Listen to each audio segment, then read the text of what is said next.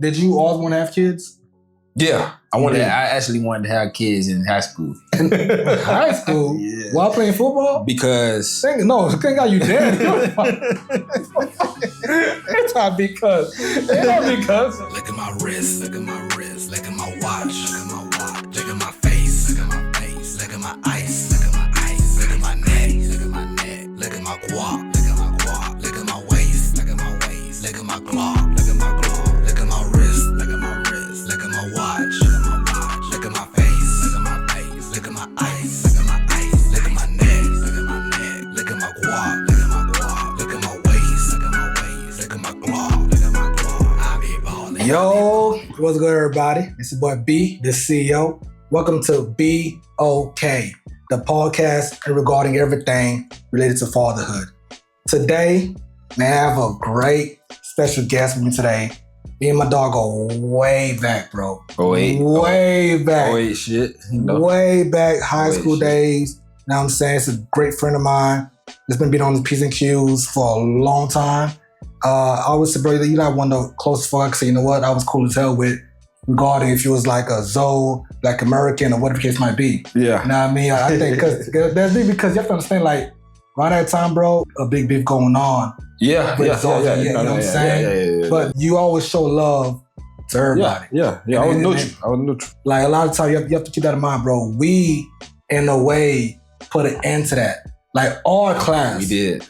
You know what I mean? Me, you, Joe, LD, all the boys, we became the coolest out where... At the teen center. You feel me? That was the location where we put it into that. Like, come on. And that's the thing about music, man. Music brought that's what music do. It brings all cultures of life together, and you don't even think about your differences when you in that setting, when you in that realm, and you being creative. So yeah, shout out to the teens and the man 505. They still up. So go ahead and check them out. My guy YT, he's still out there recording, mixing, mastering, whatever. But yeah, the teens and the man, that was the biggest unity space. Facts. We used to go to every day after high school. Before we go forward, man, with all the details, we have a lot to talk about. Yeah. But first, let them know who you is. Definitely. You know what I'm saying? Then we'll go from there. Shoot. I mean, I'm Hatch 3-7. See myself as a community man. You know, I always wanted to give back to the youth, no matter what it was. And right now, I'm just giving back to them, mentoring, letting them know about life before life hit them. You know, I always tell them that, hey, I'm the guy from the future. I came back, and I'm telling you what's gonna happen. So you might want to listen to me. And if you don't, when it happens, you can say, oh, Coach Hatcher told me. Mm-hmm. And you're going to come back and get some more knowledge after you go through the experience. I'm the community man. I bring everybody together. I'm not divisive. The divisive thing is, I stay away from the divisive stuff. I just bring everybody together like Ben told you before.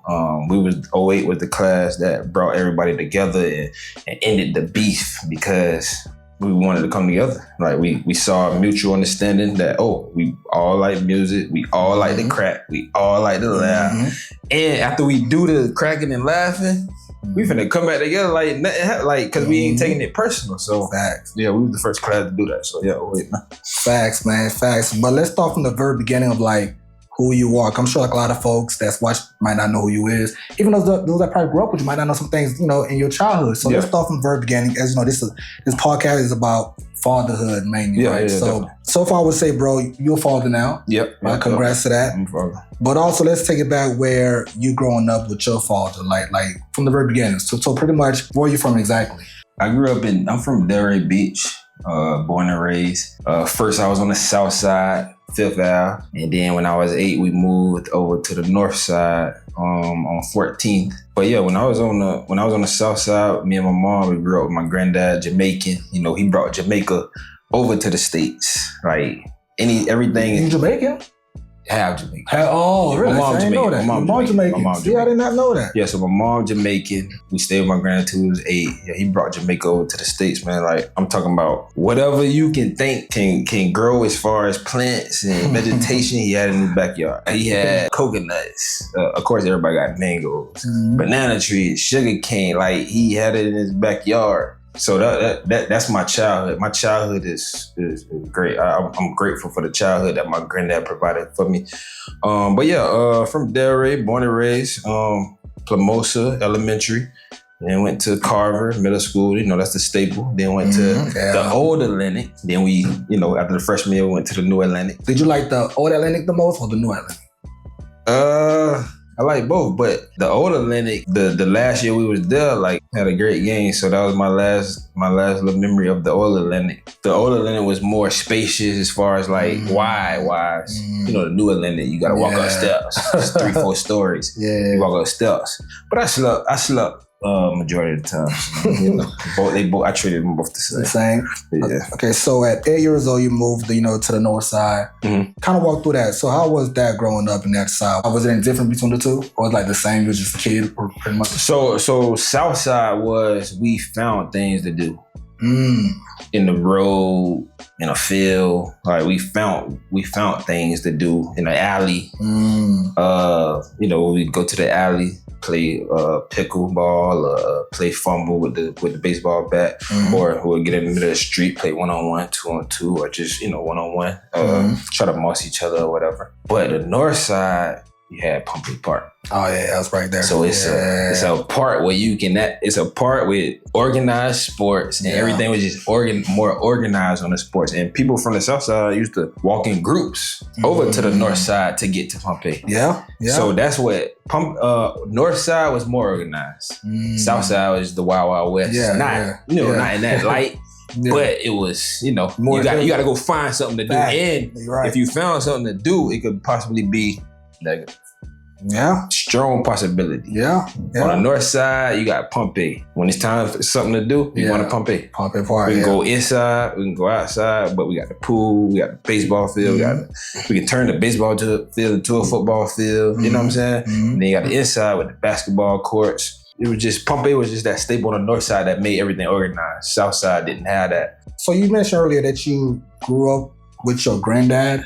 What age did you start being raised with your mom and your dad, or how did that come about? So me and my mom was living with my granddad. Oh, okay. So she was with your mom, with your granddad. Yeah, me and my mom was living with my granddad until I was 8, and then my mom and dad got a house at 8. In 1998. You and your dad, north side. not your granddad. Okay. No, my dad. So my dad and mom got a house in 98 on the north side, and that's when we moved. But me and my mom grew up with my granddad. I tell people all the time, man, my granddad used to go get a goat. Yeah, see, probably once a month, he'll go get the goat. Him and his friends on a Saturday, slash it, and then curry the goat and feed. But one thing about my granddad, he fed the neighborhood. He didn't just do the goat and feed the family. He fed his family was the neighborhood. Everybody knew Campbell. Everybody knew Campbell. Campbell got to go. Oh, you hear the goat bad, doing his little noises on Friday night. Everybody getting ready. They might fast for Saturday because they can't wait. Cause he gonna slice it up. He gonna drain it. He gonna clean it, and he gonna cook it all in one day. Curry it up, and feed it in. Come get a plate. Okay, that's so he's a true island person. Yeah, true island. Man, and okay, so then you move in with your dad, north side. So how was that growing up with your dad? How was he like? Man, my dad was he was strict. He didn't play. He never showed you that he was playing with you. You know what I'm saying? He always separated the two. You knew when he was playing, and you knew when he was serious, and you knew when to take him serious. Still to this day, I got friends that still not fear him, but respect him. Oh, that nah, I ain't doing that. Your daddy right there. Come down here. You know what I'm saying? So that's the presence he set when we was younger. He just set up unprecedented presence that still lasts to this day. We 34, 35, 36, and we still give him the respect that he set, 20 years ago. Yeah. You know what I'm saying? He set a foundation to where you're not going to play with him when he not playing. Just point blank, period. So now, do you feel like, I know growing up, right, because you was really involved with sports and X, Y, Z, so did that play a role of you pretty much just stay out of trouble, just going to the sport route. Did him being strict have any impact on your childhood and who you are right now? Yeah. Him being strict had everything to do with my childhood and with the way I turn out. Like my friends tell me to this day, like when we, we'll, chill on weekends and talk and drink and just chill out, and they all told me like, you had that presence, bro. Like if I had that presence, I would have been on the stage you was on. And they always let me know, and I know. Yeah, I know. I don't be like, oh, I know it. I did have that presence, and they always tell me like, you had that presence. Like he was just that stable in your life that kept you out of everything and kept you into everything positive, which kept you out of everything that was negative. Yeah. So basically, you keep your kids in this thing that's positive. It's gonna keep them out of negative because kids get bored quick. Oh yeah, and the kids always find the negative things to do. Even the toddlers. Yeah, no, they go for the worst. They'll see a soccer, they'll go for the That's why you keep them into, hey, let's do this. Let's play Goo Gaga. Like, you got to Goo Gaga their ass because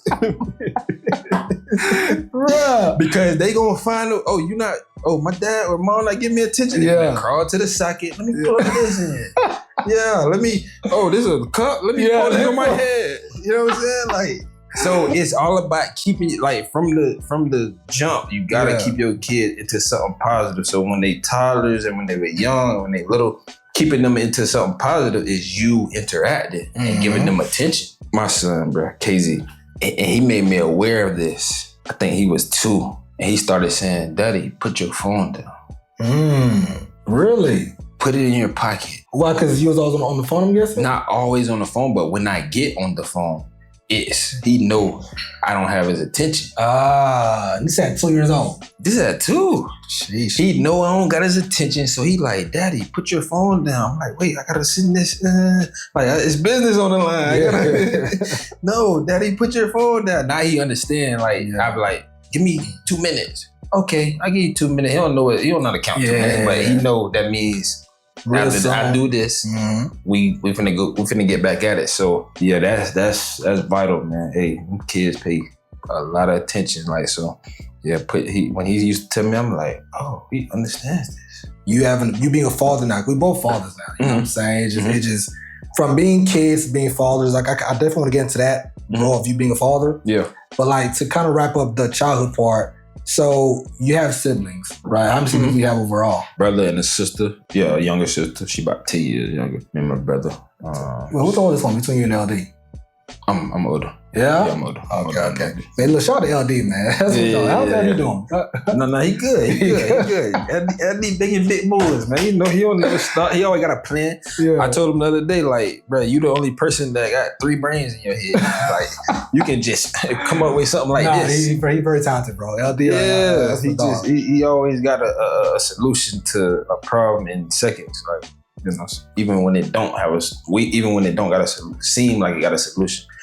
He always like, bro, you can just do this, and you're like, yeah. Growing up, how was it growing up with your sibling, with LD and your little sister? Like, were you guys all tight? I mean, I know your sister's probably too young to hang out with y'all, but you and LD, was y'all like tight brothers growing up? Or is it more like a lot of? No. Me and LD was tight. And guess what brought us close? The music. Really? The music. Because when LD first started doing music and I heard it, he said he always sounded like Rick Ross to me or whatever. I can see that. Yeah, just, he always sounded like Rick Ross. But, it was the music. That's how we bonded. We bonded through music, and now we inseparable. Yeah. Like, now we talk about sports, music, whatever. Like, we talk about the current events. Was it right around the same time, Teen Center Day, when y'all got into the music, or was it before Teen Center? No, it was before. No, it was Teen Center. Yeah, I remember like, I forget, like the first song, the calendar. Bro, that's time, bro. I was like, bro, bro, that was a hard-ass song, bro. That was a hard-ass song, bro. But yeah, that was the first song, you know what? Okay, no, remember, I think I said that in a song and somebody took that. You did. You did. Yeah, I heard the song, yeah. I said it in a song, and then you took it and made it a whole song, bro. That was. Damn, my calendar girls want to date me. That's funny. But that's it was hard though. No. It was a hard ass trying. That's all we did. Bro. Hey, bro, low key, bro, Teen Center, bro, really like in a way saved my life, dog. Cause I was wilding out, bro. What I told you. I was wilding out, bro. Get into something so you can get out of that. Yeah. Get into something positive so you can get out of the negative. Like, cause at the end of the day, bro, like peer pressure, the neighborhood, your surroundings, you can be a product of your environment. Yeah. It take a strong mind, and it's not a lot of young people that has a strong mind, but it's just not. It just is what it is. And you can become a product of your environment real quick. Yeah. So I'm guessing your father played a role why you didn't become a product of your environment. Cause it sound like you wasn't raised in a suburb. So it was around a lot of like negative stuff. So my dad, like, it was a situation where he just had not a crazy presence, but he just had a presence of when whatever he say, he mean, and you might want to go ahead, do what he saying. Yeah. Like, my mama, take the garbage out. Okay, mama, take the garbage out. Hours pass. Yeah, you gonna take, my bad, mom. And then I go take the garbage out. Yeah. My daddy. Cornell, take the garbage out. What else you need, sir? And it wasn't no disrespect to my mom. She just was more lenient. Yeah. When he said take the garbage out, he meant now. Now, bro. My mama just said take the garbage out. She probably mean now. Yeah. But I probably didn't take it out now, and I see she wasn't tripping that I didn't take it out now. You give a person an inch, they take a mile. Yeah. And now it's like, she gotta tell me again, and I'm gonna take it out that second time she tell me. But when he said it, he meant it. That one time. But you know what I think though, too? Because I kind of work with kids from mentoring, therapy to being a teacher. Mm-hmm. I've seen that kids, when a woman, whether it's like a female teacher or the mom speak to them, they ignore it the first time around or the second time around. But when that man, whether it's a father or male teacher, say it or coach, they listen fast. Like, why do you think that is? I think it's the bass in your voice. Mm-hmm. When you hear you hear a soft voice, and you hear it's polite, and it's still with care, and it's still trying to baby you. Mm-hmm. You know what I'm saying? You don't buy into the assertiveness of it. Like, you don't buy into the whole situation of she mean business. Yeah. But a male figure, like, you hear the voice is deep, and then if he talking to you and he looking you in your eyes and it's firm, telling you this, and you know what I'm saying? And guess what? He's a male, you're a male. So you can relate better. Yeah, you can relate. You're looking in the mirror, right? You can relate better. And then forget the gender if it's the same color. Mm-hmm. Oh, he black, I'm black. So I need to listen to him. Yeah. You know what I'm saying? You gonna listen to him. And that's what I always did, bro. I always hung around older people. Like, I always hung around older people because I couldn't relate to them at the time, but I know they was telling me something that I'm gonna need, that I was gonna need. I can't describe the feeling, but it always felt like, damn, whoever talking to me, my daddy friend or my daddy talking to me, whatever they telling me right now, I'm gonna need this. Yeah. And then I just found myself just stringing along with it. Like, whenever they would come around my dad, I'm in the environment because I just wanna, get that information. They don't even have to be talking to me. I can be eavesdropping. Sponge it up. Yeah. And I'm gonna take the meat, leave the fat. Facts. What he said with BS, so I'm gonna leave that. What he said with 5, so I'm gonna keep that. Put that in the brain, store it up, and then apply it when I get into a situation when I need to apply it. Point blank, period. Okay. So now, one big role that played in your life was a ball player, football, exactly. Right? So walk us through, how did you get involved playing football? So first, at the end of the day, what happened was I felt like I woke up at 5. Woke up at 5, what do you mean? Like, I felt like I was born at 5 years old. Oh, I see. Don't remember nothing past 5. Really? All I know is I woke up at 5 on a Saturday morning, and my mama took me out to a game that I was a part of. That you was playing in. And I had flags on, and I knew what to do. It was crazy. Like, I tell people this all the time. Like, I felt like I was born at 5. First it was flag, then they took us to B.O.K Jets. because they had the 6U. Derry didn't have the 6U, so we had to go to B.O.K. Derry had the 6U. Once we did the 6U, like, it was just, I don't know how I knew how to play this game. Because remember, once I turned 6, it felt like I only been on Earth for like, Because you just got here, bro, at 5 years old. Literally. Yeah. So, well, not literally, but that's what I'm thinking. So, I don't even know how. I guess I ain't gonna say it came natural. I'm pretty sure my dad had a lot to do with the shaping and the conditioning of my brain around this sport. Because my mom, she always rooted me on, but she didn't know about the sport. My dad didn't know about the sport. But my mom, she rooted, she cheering. Sure. Yeah. I can hear her. In the stands. Yeah, distinct voice. The mom be doing that. They'll cheer you up. A very without distinct knowing what voice. it is, they'll just cheer you. If you like it, they're like, a very distinct voice. I'm pretty sure my dad had a lot to do with me even knowing what I was doing at that early age. And then one thing about my dad, he didn't command. He didn't just do this, do that, do this, do this, do that. He did it too. So he was showing you exactly. He led on the front line. Like, I used to have to lose weight when I got to the Dairy Rocks at 7. I used to have to lose weight because I'm on a 75 lose weight? Yeah. At 7 years old? Yeah. So, now they got age groups. Oh, yeah. So you can be whatever weight you want. Yeah. Then we just had weight pounds. I'm big. I'm bigger than everybody. Like, everybody like here to me, and I'm just overpowering. You know what I'm saying? Yeah. But I'm 7. I'm on the 75 pound, but I'm at 98 pounds. So now I got to get to 75. Gotta bring it down. Yeah. So what my dad did was, what we would do is, well, throughout the week, he had me on a meal plan. Like, this man was just, I don't even know how he knew what to do, but he just knew what to do. I think it's an instinct that kicks in. You know what I'm saying? We didn't have YouTube back then. He ain't have to go. Right. He couldn't go see, that's what they doing out there. Okay, he play ball too? Your dad? Yeah, he play ball. Yeah, he play ball. Okay, so that helped out. Yeah. So it was just an instinct that kicked in, that he knew what to do. He knew that I couldn't eat this, I couldn't eat that, even though I used to sneak. He know that though. I used to sneak, but he'll say, you can get a sausage sandwich. I sneak 3 sausages on. Hey, I sneak 3 sausages. But he just knew what to do. And then when it was time for me to lose the weight on a Friday night, we'll go to Old Carver. It's Village Academy now. Yeah. It's Village Academy now. We'll go to Old Carver.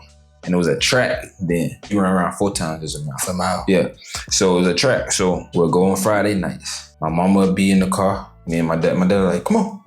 This is the first time now. I'm taking you to the track. I'm finna run. I'm not believing that he finna run. I think they just finna drop me, not drop me off, but just put me on the track. Yeah.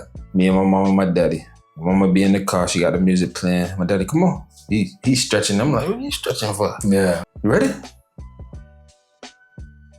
Not really. But you're here. I'm following you.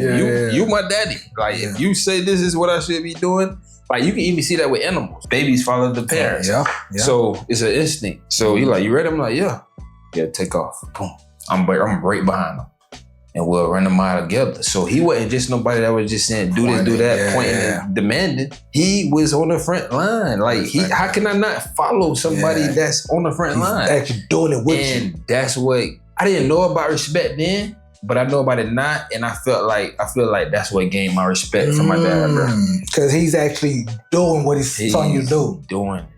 Damn. It wasn't a lot of parents like my daddy, and they still talk about, okay, he was gonna kill that kid. But he still had it down to a science. He had it down to the point where he knew it wasn't too much for me because he bred me for that moment. From a jit. Damn, bro. Okay. He did that from when I was 6 months. He bred me for a moment. He always used to say, I ain't gonna baby you. I'm not gonna baby you. And it always stuck with me. And as I grew, I knew he wasn't gonna baby me, and it just conditioned me to, it's not tough. He doing it. Yeah. I have no choice but to do it. Like, what do you mean? He ain't finna lead me down no crazy path and stuff like you. Nah, so I'm following, bro. Yeah, I'm right behind you. But see, like, I like that because a lot of times, fathers don't get that props. You know what I'm saying? Like, in this world, as you know, me, it's no secret that they don't get that celebration. Even on Father's Day, they still don't get it. to hear you say about your pop, bro, hopefully he see this one day because great job to him. Yeah. You know what I'm saying? Yeah. Because at the end of the day, man, you know, like I said, it's when you're young, you might not see why he's doing certain things, but you being a father now, it clicks even more. Oh, yeah. You know what I'm saying? Yeah. So, and I definitely want to get to the father part. But now you started at 5 years old. You did the whole football thing. You got. I'm guessing you got hooked to it. I'm guessing you did for like a great minute, even to all this college. Yeah. So I'm guessing It was lifestyle. You went high school, played football again, all that kind of stuff, and then you went all the way to like LSU to play ball. So now, was your goal was to I guess become like a ball player? Obviously, I'm guessing since you. It wasn't. Really? If you have to play in that for your entire life? Nah, it wasn't. I wanted to be an architect. That's good. Because even though I played football in my younger years, I also drew. Oh, I drew a lot. Really? I drew a lot. Like I don't even know they gone, but I drew a lot. I always used to draw. I'm talking about like I don't need to see a picture to draw. I just was always finding myself drawing. Well, sketching too. Really? Bro, I never knew that. Like, you never showed that though. Right. Because it got to a point where it just disappeared and the football took over. I see. Yeah. But when I was in the elementary era, I was juggling both. As the football started getting more serious, that started, that took over. Football started taking over. I don't got no time to draw. Now it's time to train. Let's say if you want to go back to drawing, can you pick it up and just, from where you left off? I don't know. I have to try to see if it was just like a talent of mine or, because with me, I always had to do stuff over and over. I had to rep it to be good at it. Yeah. And I think that's what happened when I started drawing. I was just repping it. Eventually got good at it. But yeah, the football took over. Your main goal was to be an architect. Yeah. So even all the way up to college, you wanted to do that still? Still wanted to do it. So we went to LSU, like when they asked I'm sure of course they know you're here for ball, but they also want to ask you what's your major. Yeah, you told them? Definitely. When they asked me what my major was, I definitely was like, I want to be an architect. But one thing about when you go on a football scholarship, football first. And it's like from you put it first or they putting it first? Or you have to put it first because scholarship. Football first. Work guys. They give you a schedule, and if the architecture classes don't fit that schedule, then buddy, you can't be an architect. It's pretty much like they telling you in a way. They didn't say the exact word. Did they say the exact word? You can't be an architect, or was it more like, here's your schedule for football? Schedule demanding. I was like, I probably won't. I won't do that. I won't be able to succeed. Because around that time, like I said, I got there on that football scholarship, and the demand of the workouts, the demand of the preparation, I wanted to be the best in this position that I was in, so that, it takes away from the other thing that you have to, that acquires a lot of time, and you gotta be the best in as well. But no, let's take it back though. So going into high school football, I didn't even know I was finna go to college on a football. No, the whole time, because in high school, Atlantic, you was balling. You was doing your thing. Right. So, but you still in your mind, then I got this thing where I just be in la la land, bro. I don't even know what other people is looking at or thinking about with me. I'm like, I'm in my life. I'm in my skin. Like, I don't even know what's going on around me. I'm just oblivious to it all. I'm like, huh? So you just doing you. I'm living life. I'm just living my life. My life says I gotta go to football practice. I gotta play a game, this and that. And that. So I ain't even know about going to college or even getting a scholarship in football until not even my freshman or sophomore year. I ain't know about it until my junior year, bro. I'm like, I can go to school for free if I just for what I've been doing. Yeah. Now I'm like, it's time to turn on another level. That's when I started training. That's when I stopped hanging out with my friends, but when they said they finna go do this and it don't match up with what I need to be doing, I'm going that way. Yeah. I see y'all, but like I'm still gonna hang with y'all. Cool with them. Just not on that mission. Yeah. Like that's the mission for y'all. Yeah, y'all can have that mission. Yeah, but I'm gonna be over there. Y'all boy hit me back when y'all get to the house. Yeah. Where we chill at. Yeah. But if you finna go out there and do that, why I'm like that? My daddy. My mama. hey, right from wrong. Yeah. You know what I'm saying? So so at the end of the day, I'm thinking about consequences from my dad and my mom if I go that way.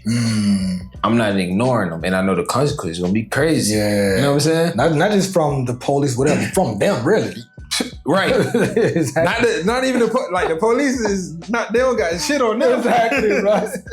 The police ain't got nothing on them. So I'm thinking about how they gonna feel, how they gonna be represented because I'm their son. I'm a representation of them. Now I do something wrong, now people questioning what they teaching him and what do they be doing. And, you know what I'm saying? Like, you know what I'm saying? I got in my fair share of trouble, but it wasn't nothing crazy. Yeah. You know what I'm saying? It wasn't nothing to the point where they like, oh, I don't know about, you know what I'm saying? I never represented them in a bad light. You know, I wasn't perfect. Yeah. But I ain't represented them to the point where they gotta cover their face when they go outside. Embarrassed and stuff. Embarrassed, like I ain't never getting no embarrassment trouble. Yeah, I got in some knucklehead trouble, like, oh, he just young. Type shit. Like, not no, he just bad as shit.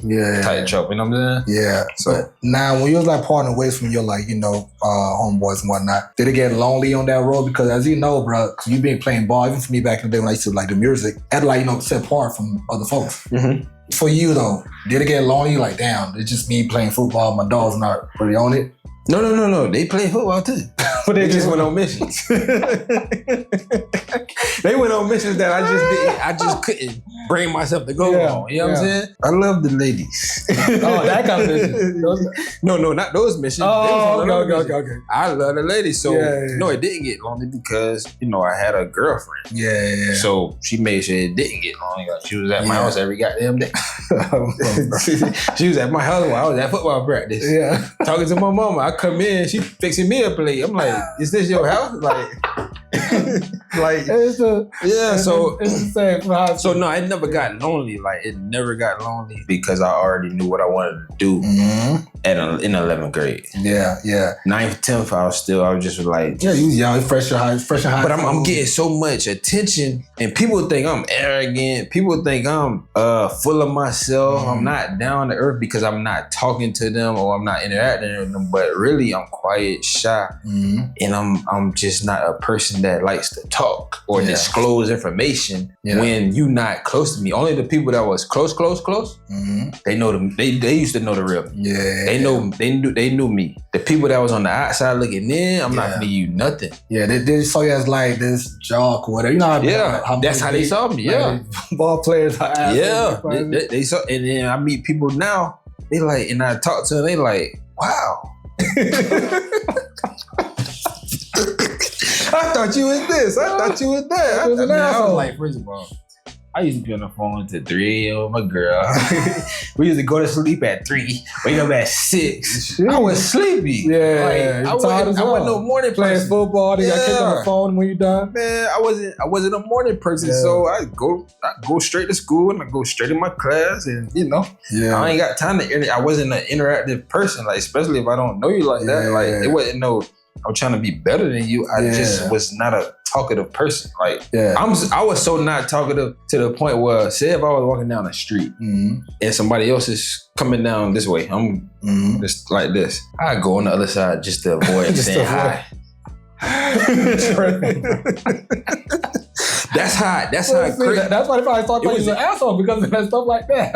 It was just anxiety. Like I just didn't know how to interact with people that I didn't know. I just didn't. That makes sense. Sense. It was crazy. Because on the inside looking at, when you was with us, bro, we just cracked jokes all day. You were like, crack joke. Y'all was on the inside. Yeah, but they never saw that side of you because they thought you was always like literally every day. Exactly. That's my whole point. Like the people that I was close with, and I knew I could let my guard down, and they're not gonna judge me, and we just gonna have fun. And the people finna get me. I don't know you, so you can't get me. Yeah, I respect that though. So now a lot of folks that either play ball in high school, even then, don't know how it feels to be drafted. Well, get a scholarship, go to college for playing ball. So walk us through that mind frame when you first said, you know what? Did you know where you want to go? Did you know you want to go to LSU, or was it like, did you have other options? So walk us through that. Actual, like, you know what I'm saying? How did so at first, it was, and there's a lot of people that don't know this because I was a Florida State fan growing up. Florida State, heavy. Heavy Florida State. As it started getting to the thick of things of where I wanted to go, it was Miami. Hurricanes? Miami Hurricanes. I like Hurricanes. Me and my uncle, rest in peace, Derek Cooter Campbell. You know, he was my guy. That's who we would talk sports. And in my high school process, we would go to Miami games. Like whenever they have a home game, me and him was on the road. Every home game. I go into the locker rooms, meet the players, meet the coach. Like it was a relationship getting built. And I wanted to go to Miami at that point, but I didn't want to commit because you still got to take your trips. You get 5 official visits. To what? To an exact... To different schools. To the different schools that wanted you. So I was a high recruit, so I had 50 plus, but I narrowed it down to the 5 schools I want to go to. So if you commit, yeah, you can still take the visit, but now the people you committed to feel like you ain't committed. Yeah, why you still taking visits? I see. But I wanted to go to Miami, so I ended up going to LSU on an official visit. Who got me there was Coach DJ McCarthy. He actually from Delray.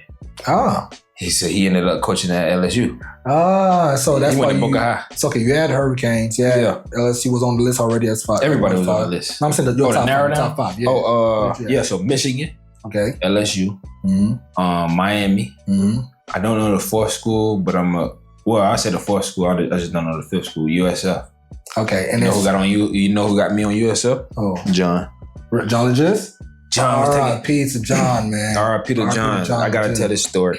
So John was taking this visit to USF. He like, I'm going to USF this weekend, man. You should come with me. They want you too. I was like, yeah, I know, but I ain't. Like, man, come. I'm like, you know what, John? I'm coming because I'm finna go. Call the coach. Coach, yeah, me and John, I want to go up there with John. John said he going up there, so let's go. Man, went up there. So it's a university, but it's black. It's black as in... It's not an HBCU. Oh. But it looks like one. It's like a lot of black... This is a predominantly white school. Interesting. Black as in like just the football team black? Or no. Jordan students black? The outside of the football team. Yeah, they showed us, they gave us this world of, oh shit, it's a black crowd at this school. And I was sold. It's just, the coaches told me some BS and I wasn't sold on that. That's the only reason why. But yeah, I was sold on USF, man. And John talked me into going. And we had a great time. That's one of our great memories. Like, we was there and we were live. But yeah, LSU though. So went on an official visit with LSU. That was like this is the official visit. I done went to LSU like 3-4 times already. Oh, okay. And then, but now, so the coach pretty much like make you like go to LSU? Yeah. Before you won a Hurricane. But what did the coach say to you that made you say, you know what? This is where it's at? I was the only safety they was recruiting. Well, no, I wasn't the only safety they was recruiting. I was going to be the only safety they was going to sign that. Oh, okay. So I mean, is it like more like guaranteed starting playing time? Yeah, no. That's still guaranteed. At least not even like. But it's cool to be the only safety.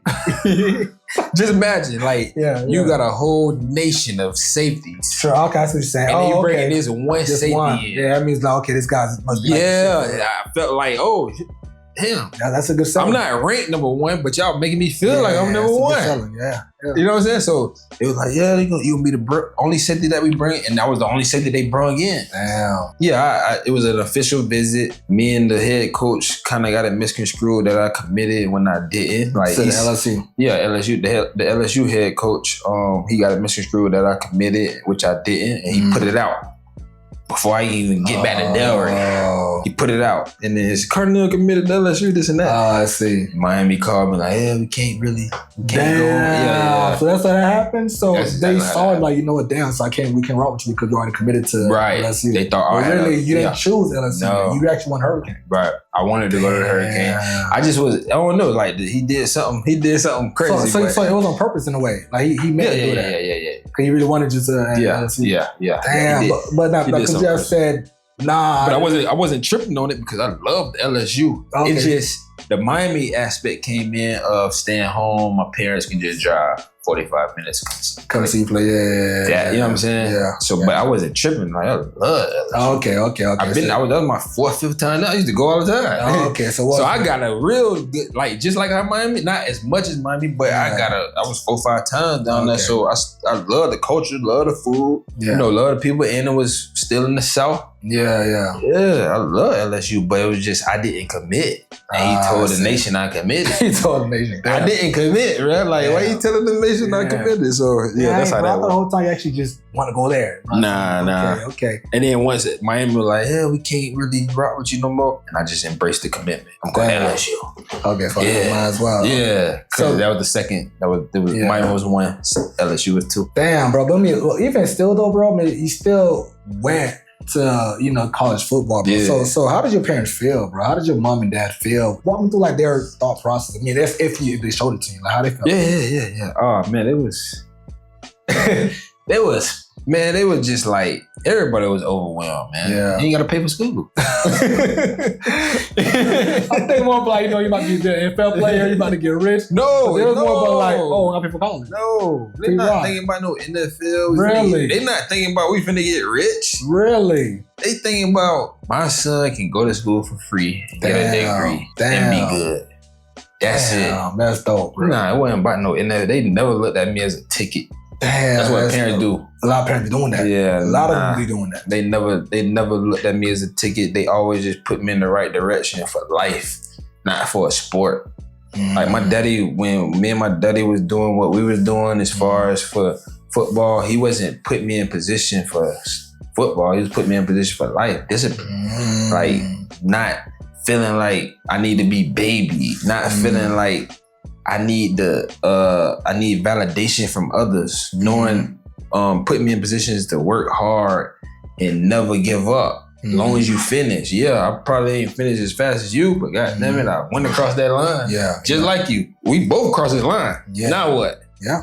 What you finna do? Yeah. We both crossed this line. You finished. Yeah. I did too. Yeah. Don't matter. So, it never was a ticket thing. It was just, they was just proud of me going. It was bitter and sweet though, because when I first got to LSU, these people called me every hour, around the clock. Really? What? You good? You okay? You okay? You good? That like you need us to come pick you up. Away. That was the first time away.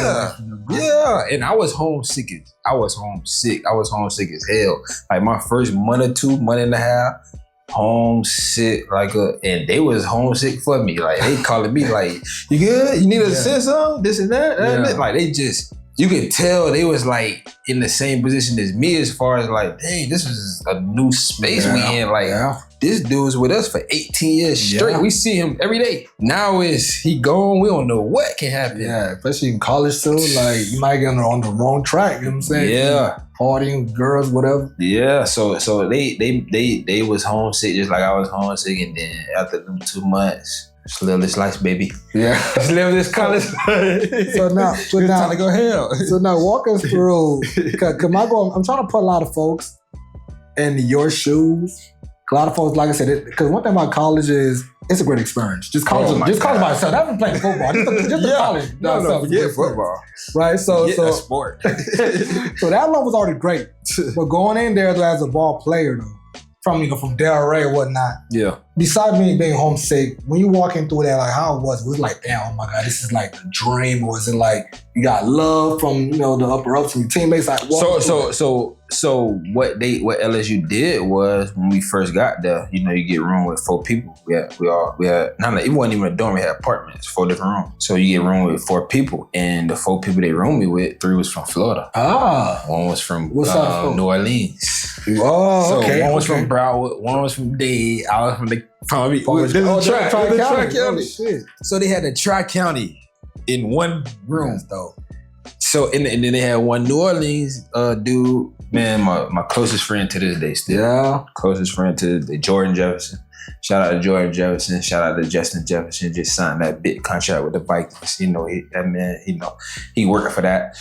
But yeah, man, so Jordan, he blended in with the Tri-County so smooth, and he a smooth dude. That's what he do. He know how to work himself in the room and fit in, and he ain't gonna never just look like a sore thumb. He just smooth. He's maneuver around. Too smooth. So they had a whole Tri-County and Pat Peterson. He been in the league for 13, 14 years now. And then we had my guy Greg. He was the one that from Miami, big lineman. He in San Antonio doing this thing now, big Greg. Man, we was close, man. And that's how they made it not be a homesick situation. It was homesick at first because we still had to get to know each other. But once we did, oh shit, you know the Wu-Tang too? Yeah. So do you think it was like intentional then from Of course they did that intentionally. Why would they not? You're right. Because one thing about it is they didn't have a lot of out of states. Probably 80% of the team was Louisiana. Damn. The other 15 was Texas, because it's right there. Right Houston is 3 hours and a half. Yeah. And then the rest is just, okay, let's see what we can get. So they didn't have a lot of out-of-staters. And when they got them, oh, you from Florida, Okay. Boom. That's smart. But you know what I'm saying? Because people leave school. Yeah, because they feel like get to homesick. They feel like, they leave school. So that they did that. They did that pretty good, and we messed up. And yeah, it was fun time, man. LSU, that's a legendary time in life. Nah, like one thing for sure, listen, the whole city was very proud of you, fam. You know what I'm saying? Yeah, appreciate that. Because a lot of time, bro, a lot of us, dog, from this small town, don't accomplish a lot. You know what I'm saying? Like, so to get that far, I don't even know anyone ever said it, but bro, congrats to that, bro. Like, real shit. Yeah, that was a big ass move, bro. Appreciate that. You know what I mean? So just keep it going, dog. And now you mentoring now, right? So before we finalize the ball life, so now the NFL was like the next thing. So I know a lot of times you play ball, you get injured and so on, so on. So did the injuries affect anything? Was it more like, okay, what made you, I guess, not get to go to the NFL? Was it like, you know what? I done did my bid, let me go another path, or what was the route? So the thing about me, I always had setbacks in college after the season. So I had a surgery every single year. Damn. So the people that don't have surgery, guess what they're doing? They're going up. They're getting better. They're getting stronger. They're getting faster. They're doing this. I had a surgery every year, so I'm like, okay. Cause you have to train your body every time after each surgery. Okay, like I basically started from my freshman year. Every year I was in college. Damn. You know what I'm saying? Yeah. Like I gotta recover. I gotta rehab and try to get to a place where I'm like, okay, finally I'm breaking a barrier. Like I never broke a barrier of getting stronger, getting physically where I need to be. Yeah. But I was still able to function the way I was because of my brain. Cause I knew, I'm like, okay, I ain't got it physically. Like it's my second surgery after my second year. Okay, physically, I'm injury prone. Now it's time to start. Yeah. In my junior year, started thinking with my brain. I started watching film. And when I watched film, yeah, you ran the 4.4. Yeah, I ran the 4.8. But guess who's gonna get there faster? Because I know what's going on before it even starts. I seen this formation 100 times during the week because I'm watching this damn play. Oh, he motioned up. I already know what's gonna happen. You still thinking like, huh? Even though you run the 4.4 now, you fast as shit. But I'm faster. Mentally. Yeah, you know the move for it even happens. I know it misses, so I had to go to my brain. Because I was like, damn, I'm keep having surgery, so I'm not gonna physically always be able to do nothing. So I had to go to my brain. Once I went to my brain, that's what kept me doing half of the stuff I did. My brain. It kept me doing half. You gotta imagine, LSU, they getting the number 1 safety every year. Yeah. Every single year. Yeah. The coaches is coming down telling me, listen, they think they planning on starting such and such. You know what I'm saying? They can't wait. I hope you doing extra stuff, this and that. He wasn't just doing that to scare me. He was just telling me, he was just letting me know, man, I'm cool. Yeah. But what he don't know is it motivated me even more. I love competition. Oh yeah? That what you trying to do? Overall, you just saying the injuries, took a toll on your body. I mean, as we all know, football is a physical sport. Right? It's a very physical sport. And that's why when you get a certain age, you can't play it no more. Even if you want to, you still love it. Yeah. With all them injuries, it kind of like speed up the age in a way. Yeah. In football years. Yeah. I'm in my 30s, but my body feel like I'm in my 50s. Because all the injuries. Because all the wear and tear and the surgeries. the surgeries put me back together, but once you get older, you start feeling them. It's been raining for 3 days. I've been hurting for 3 days. I've heard that after surgery, when it rains, you feel it. Yeah, I've been hurting for 3 days, man. Rain, stop, please. Damn, so that's actually a real thing. Yeah, so the surgeries always set me back. Like I would watch my fellow classmen who we came in with together. They going to 350. 400, and I'm still at where I was at a freshman because I keep having to go back. Damn, I can't get my explosion right because I gotta go back because I'm spending 4 or 5 months recovering, recovering and rehabbing, and then it's time to get back into getting your strength and your conditioning and your quickness and your fat, and it's like you only going back to where you was when you first got here. So that's what it was for me. So I had to tap into. I'm like, oh yeah, I gotta go the brain route, and I went the brain route, and that's what kept me alive. That's what kept me alive. That's what kept the coaches the faith in me because they don't give a damn about how fast or quick you are. If you don't know the play, you're not getting on the field. I see. Yeah. If you don't know how to, especially at safety, if you can't direct the defense at safety or direct the defensive backfield at safety, they don't give a damn. That's why I came in at, you gotta do this, make sure, boom, boom, boom, we right. Are we good? Okay. My communication skills was crazy back then in that backfield. Not in life with strangers, no. But if I'm in my element, we finna make sure we good out here. I'm gonna make sure we good out here. You know what I'm saying? This is my unit. Like coaches, they respect me. They respect my brain. They understand what I bring to it. They know like I'm watching film, just like they watching film. I'm studying.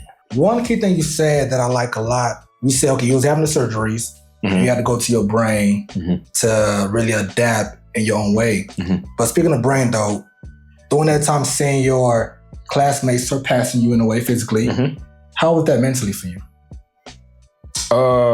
It wasn't. No, I was happy for them. No. Not that you mad at them. It's more like, how did it make you feel? Like, damn, like it's not about forget. Yeah. It's more like for you when you seen that you keep getting passed back. I know it had to like do something to you mentally. Like, damn, bro, I keep getting set back with all this injury. Did that affect you at all mentally? No. It did? It didn't affect me at all. And so that's the thing about me. Like I understand life and how it goes, and I understand. And I was raised in church, and I know God, and I know everything was happening for a reason. So I never got frustrated. I always while I was in that time in that moment, I took advantage of it. Okay, cool. This is what I'm dealing with. Okay, we finna reconstruct and we finna go back forward. But I knew that I had to grow in another space, and it was mentally where I grew at. But it didn't frustrate me, bro. Really? So not even. It didn't frustrate me. Not even. I'm sure. Not in the moment. Yeah. Now it does? Because I'm like, I could have been, you know what I'm saying? I could have been in the moment. I'm in it. So I'm doing it. I'm grinding. You're trying to make it work. Right. Whatever comes at me, I just know this is this dream right here is gonna get me some generational wealth. Whatever I'm getting whatever keep getting thrown at me, bro, I gotta take it and I gotta reverse it and make it mine. Yeah. And embrace the journey. So not in the moment, but after I got out of football and years later, I'm like, damn, really was injured after every year. I really had a surgery after every year. I really had a setback. Just imagine, bro. Yeah. Like that's when I think about it. Not in the moment though. In the moment, you can't think about it in the moment because then you really gonna be set back. I see. People gonna surpass you because you in your own grief. You feeling sorry for yourself. No. I see. Yeah, we in it. We finna do this. Yeah. That's what we signed up for. We know this. You can get injured. You can get surgery every time. We signed up for this. You know that. It is what it is. We go to war, and these war wounds, and you gotta lick your wounds and find another way. Yeah. If you physically can't do it, you gotta find another way. Like sports overall is 80% mental. Yeah. And you know how I remember that? Everybody remember the little giants.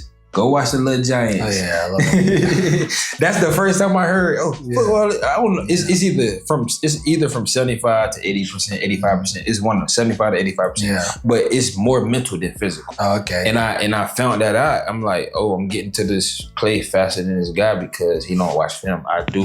He run the 4.5s. I run the 4.8s.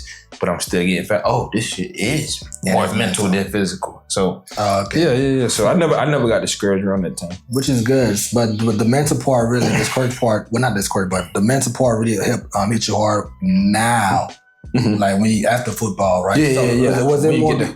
Okay, was it more because when you were like physically in pain that mental hit you? Was it more like when you watch NFL, like damn, I could have been on on this team or that team? Like what's the part that make you feel like damn? No, I don't miss football. No, it hasn't missed. That's we said when you mentally like it hits you mentally. What is it? Is it the physical pain or is it more like I could have been in the NFL? Like what's the mental part? Yeah, I could have been there. That's the part. That's the part.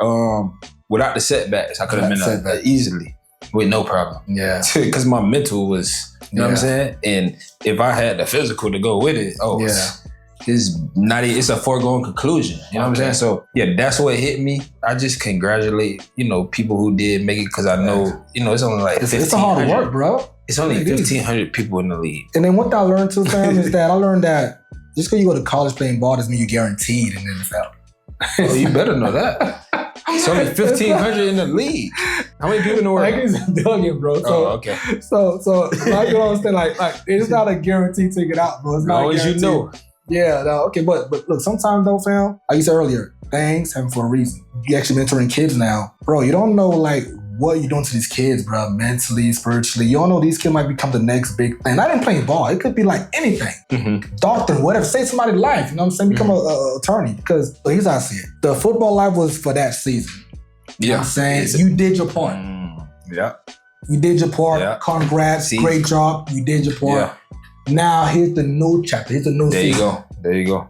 Speaking of season now, so you are a father now. So let's go into that season. You know what I'm saying? So KC, what's up, baby? That's my guy right there, man. Let's go. That's the only one that made me like, well, not the only person, but it's a different smile. Bro. It's a different smile and enjoyment that come across me when I think about him. You get to see your little offspring. Bro, it's one thing. Bro, I try to explain this like in my last interview. I was like, my daughter, that's my first love. The love you got for your kids, bro. Not you don't love your parents, you don't love your brothers. You do. Different. It's a different love, dog. It's a different love, bro. I can't explain it, bro. For people that don't have kids. It's a different love like no other. You know what I mean? No other. But now, okay, now let's walk to the parenting part. So, did you always want to have kids? Yeah, I actually wanted to have kids in high school. High school? Yeah. While playing football? Because thank God you did. It's not because. So I actually wanted to have kids in high school, or a kid in high school, because it was gonna be early on, and I felt like I was gonna be young enough to relate to him once he get in his teens. Yeah, you know what I'm saying? Yeah, it's a gap. Yeah. It's a huge gap between them 50-year-olds and them 17-year-olds. So I'm like, not 15, 16, 17, like my senior year, 18, 19. Yeah. 18, 17. I'm 35, you 17. Yeah. And we can, I'm still on IG, Facebook. I know what you got going. I know what they word me. You can't get past me. Yeah. Bruh. But and that's how it is with the boys I mentor now. Yeah, I'm close, not close in age with them, but I'm still doing what they doing because I can relate. So that's why I always wanted to have a jit early. Yeah, because of that reason. Now, was I thinking crazy? Yeah, but I was young. You were thinking crazy. I was young. See, that's why I was young. God was in control now. Right. If it was up to you. Oh my God, God was in super control.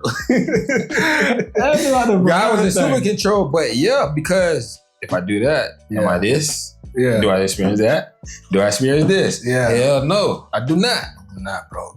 So thank you, God. Nah, for real. Okay, so you always want to have a kid. And it was like, I guess you always want to have a boy. Yeah, because remember, so I'm glad you asked me that. So remember, I felt like I woke up at 5. Mm-hmm. If I have a kid, I can see me From zero to five. I can live vicariously through him. Yeah. See, like what he must have did when you was a baby. That's why I wanted to have a jit or a jit, you know. Yeah. That's why. Because I just don't remember nothing before 5. I just don't. But a lot of folks don't. Though. Yeah, exactly. I don't know. Like the last age I remember, I don't remember. Like, maybe I was probably like 7. Yeah. Like, you know what I'm saying? Like it is what it is. The only time you remember if you had like a bad scar, a bad trauma. Right. Something like that. Remember. Right. You know what I'm saying? At an early age. Yeah. Okay, walk us through the whole you becoming a father part. Now, was it planned, unplanned? Like, how did you find out? Like, what was the... So here's what I learned, bro. I learned, the both things I like this, but I learned that a lot of us thought were mistakes. A lot of us wasn't planned. And that's okay. It's not a bad thing. A lot of us, because here's why. Because the thing is, when God bless you, he bless you whenever he wants to. Yeah. It's hard to plan a blessing from God, bro. Mm-hmm. You know what I mean? But for you though, was it planned? Was like, you know what, it's about that time to get a jail. It's like, damn. So, KZ was planned. Well, congrats to that. Really? KZ was planned. No, let me finish. KZ was planned. I was with his mom and we planned it to have him. To have a kid, okay. But she was like, I'm gonna let you know, it's not that easy. Like, I know you may be seeing this and that, but it's not that easy to have a jit. Mm-hmm. And lo and behold, we tried for a whole year and it wasn't that easy. Oh, she meant like creating, not raising. Yeah, no, not raising. The for everything to go how it need to go. And lo and behold, it wasn't. Like, the whole year we tried. Nope. You know, it might, nope. You know what I'm saying? So it wasn't that easy, like she said. Overall, so you planned this out. Mm-hmm. Were you in the mother of your child at that time? Yeah. And then it finally happened. Like a year later? How long until before? Yeah, a year later. A year later, now you in Wellington eating lobster and shrimp while giving birth. Yeah. Hey, go to Wellington Hospital, man. They gonna feed you great. They really tried to kick us out, and I was like, why? We want to stay here. Like, it's free. It was that good. Insurance gonna pay for it. It was that good. What? Man, lost the shrimp, but couldn't get too much sleep because they checking the baby around the clock. So finally, when he goes to sleep, they coming in, you know, interrupting his sleep, and then we gotta get him back. But it's something to remember though. Like, you gotta cherish those moments. Yeah. Speaking of moments though, so walk us through the first time when you first saw and held your son.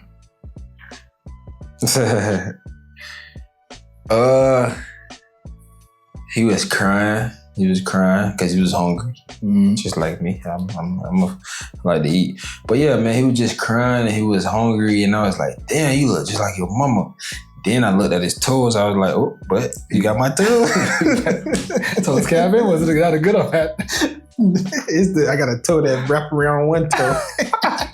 But yeah, I was like, damn, you look like your mama. But nah, man, it was just instinctive, dog. I just knew what to do.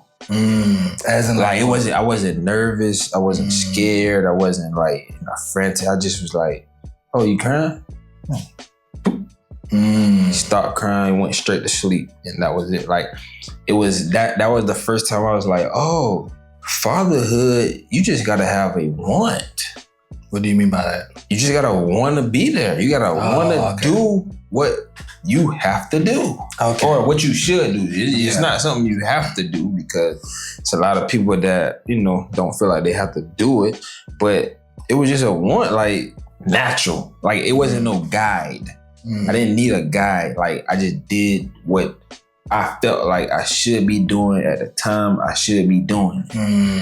And that's all it was. And we stayed in the hospital for 3 days. He came out, and it was just instinctive, man. It was like I did it before, but what I always do say is, if I have another jit, I'm gonna be the GOAT the second time. Yeah, because you already like through all the trial and errors. What? I'm gonna be the GOAT the second time. I know when you crying, when you want when you using the bathroom, when you hungry, when it's time to do this. It was just instinctive. Now, okay, so becoming a father, so from the birth, Did that change you in any way? You feel different? Yeah. Now? How so? How do you feel different? Yeah. It changed me.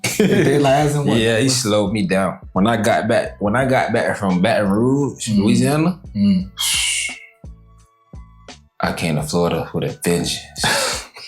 I came to Florida because remember, I didn't get to experience Florida past 21. You know, when you turn 21, it's different.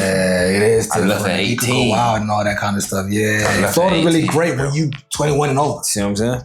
Yeah. I left at 18. So I came back at 28. Oh, fast life. Out there. What? Before they were talking about outside. You was outside. What? Like, I just came back to Florida ready just to experience Florida. Like, I came back and me and his mom was together. So, you know, that was that. As far as like just experiencing Florida, I came back with that type of vengeance. Like partying. Just experience the Florida life. Yeah, just experience the Florida. I came back with a vengeance. But what he did was, when I had KZ, he slowed me down. Slowed me all the way down. Like, you know, before I had him, you can ask them. All my homeboys, hey, I'm giving them forget a 2-week notice, a 9-month notice. Hey, my jit, he on his way, so you know we ain't gonna be doing this no more. I'm wrapping it up. Yeah, I'm finna go take it in because I understand what sacrifices is, and I understand it's time to sacrifice my little fun that I had. It's time to. I got 9 months to get in a mental space of taking care of a jit. Interesting. Yeah. So, okay, so you didn't have to do that, but what made you say, you know what, let me do that? Was it because how you was raised, you saw what fatherhood was, or what was exactly made you say, you know what I mean? Yeah, definitely because of how I was raised, but the person I am, okay, too, but yeah, because of how I was raised. But I also think you're born with certain traits. Okay. I also think you're born with certain traits. So I don't even if I didn't have my mom and dad, I probably wouldn't be this well put together, but I'd be something close. Yeah. Because I think you just born with certain thing. Like, it's just in you. Like, you know what you need to do, and you're going to do what you need to do. That's just what it is. So yeah, I was wrapping it up with them boys. I'm like, hey, we do this. We be chilling and hanging and swinging. But once he born, it's over. Do you think because you plan to have a child, that played a role? Yeah. And you wrapping things up? Because you know, versus like, it just happened out of nowhere. You having your glass and you outside. Huge. Yeah. Okay. Yeah. So you do recommend to plan things out? Yeah. And the crazy part is I'm not a planner. Interesting. Yeah, I'm not a planner. I don't even say. But what makes you want to have kids though? Even without being a parent, you could tell like kids is a lot of work. You don't got to be a dad or mom to know that. Okay, this is a lot of work by default, right? So why would you want to plan to have a child knowing that? So his mom, I felt like I had found the right person to have a kid with. Because she already had a kid. Oh, okay. Her kid was 10, honors, arts, school of arts. Can act, sing, do this, do that, you know, well spoken. Like, I'm like, oh, this is who I want to be my child's mom. And guess what? His sister is gonna be older than him, and she can show him the way. So I can say I'm not a planner, but you kind of saw it. You know what I'm saying? Okay. And it wasn't because of that. Like, it wasn't all because of, it was the foundation she had. Like, she just had a foundation with her kid, with her child, and I'm like, with her daughter, and I'm like, yeah, you need to raise my child. And no, I wasn't thinking, oh, we're not gonna be together in the long run, this and that. I'm thinking like, no matter what happens, if you gonna be his mom, I'm great. Okay, but now let me give a little bit of pushback. As you know, because at the time you had no kid. But at the time, did your friend or dad or whoever say, hey, you have no kid, you can get any girl you want that don't have a kid. Why would you want to date a woman that already have a child? Did that play into your mind? Nah. Not at all? It was, I met her. Her personality was great. And I'm gonna take on whatever she had with her. Point being clear, like, I don't care about if you had a child or not. Like, it's a lot of women with no child that's city girls. They're never planning on settling down because they don't have a child. Fact. So what? You know what I'm saying? Like, and there's a lot that don't have a child and have their own goals and they want to travel first and this and that. And one thing about women, they'll tell you like, if they want to be somebody with a child or they want to be a rich auntie. And a lot of women told me they want to be a rich auntie. So it's like, if you want to be rich auntie, you telling me you don't want a kid. Yeah. You just telling me that. So okay, and how long y'all was y'all together for? You and the mother and child at that time? Before I split up. 5 years. 5 years. So, but it was long distance. I was in Louisiana the whole time. She was in there the whole time. So we was trying to, we made it work for how I made it work. And then it was just long distance for the 4 years. So now for the 4 years, I'm guessing you met her daughter. Yeah. And did y'all get close, like as like a fatherly role? Did she how was that? Did y'all get that amount of close? Was it so long distance where you couldn't really get close? Yeah, it was that. So it's so long distance you couldn't get close. But I see it from afar. Like she would show me pictures of her accomplishments and things that she did. So I understood that she was a great mom. When you came in town, you would hang out with the daughter too? No, because the daughter was, sometimes with the dad, sometimes with the mom. When it's a grandma, granddad, dad, mom situation, I got her now. Yeah. Sometimes we did, but it wasn't a lot. You know what I'm saying? Because the grandparents love when you have that support and everybody love this one person, it's like you gotta share. Yeah. You know what I'm saying? So it was that type of situation. But the times that we did, that I did get to smell her, I just saw it. I'm like, wow, you really did a great job. Yeah. This is your twin. Okay. Literally your twin. And she's gonna be 10 times better than you because you understand what you did wrong, what you went wrong at, and you finna instill that in her. Facts. And she gonna go on to carry the stuff that you didn't do and that you instilled in her the right stuff, and she gonna go on and carry that and just be great. That makes sense. So I was like, I want you to be you have to. Yeah. It was just point blank, period.